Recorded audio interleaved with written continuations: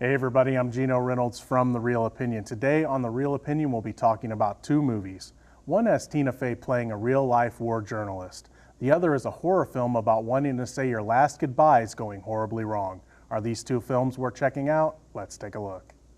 First up, Whiskey Tango Foxtrot. This is a story of a producer-reporter that is having a midlife crisis. To paraphrase her, she's tired of writing smart scripts for stupid, pretty people. She makes an extreme change in her life by taking a job as a war correspondent in Afghanistan. This one was very hit and miss for me. While I enjoyed a lot of what was going on, the pacing was pretty taxing. Subjects like backstabbing in the news business, perception on the war in Afghanistan, and ambition leading to danger are really what kept my attention. The problem is the parties, love story, and everything else in between taking away from what did work. Tina Fey was fine in this, but the role was kind of average, not really giving her a chance to showcase her talent.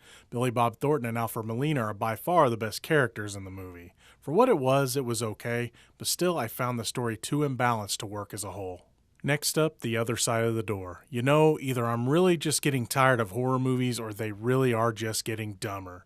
This movie about a mother that uses an Indian temple to talk to her dead son one more time is pretty much all the old tropes with a new candy shell.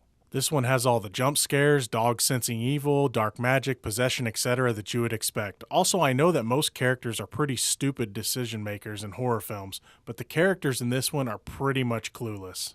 Even though our main character witnesses mysticism in the first 20 minutes of the movie, she has a hard time believing that something strange is going on later. It takes the Indian woman that told her about the temple pretty much the entire movie to finally confront our main character about the weird stuff that's happening. The husband is pretty unimportant and clueless, until the very end, in which the plot needs him to be unstable, in which leads to a pretty terrible ending that doesn't really make sense without context that we don't get. There are way better movies out there that have done a similar premise. Watch any of them instead. Any of them. But remember, it's only just one guy's opinion.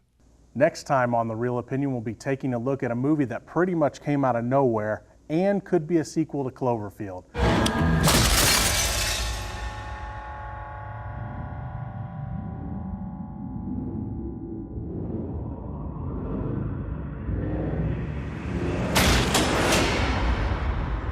No!